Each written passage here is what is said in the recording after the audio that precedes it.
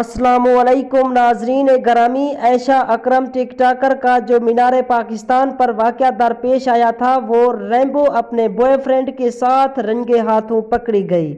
जी हाँ नाजरीन, जो वाक़या वहाँ पर पेश आया था वो सोची समझी साजिश थी। और रैम्बो कौन है, मैं आपको इस हवाले से मुकम्मल तफसील से आगाह करने वाला हूँ इस छोटी सी वीडियो में। उससे कबल दोस्तों मैं आपसे एक छोटी सी गुजारिश करता चलूँ, इस वीडियो को लाइक कर दें और इसी के साथ इस चैनल को लाजमी सब्सक्राइब कर दें और साथ ही खड़े बेल आइकन को ज़रूर इनेबल कर दें, ताकि इस तरह की हर नई आने वाली न्यूज़ का नोटिफिकेशन आपको वक्त पर मिलता रहे।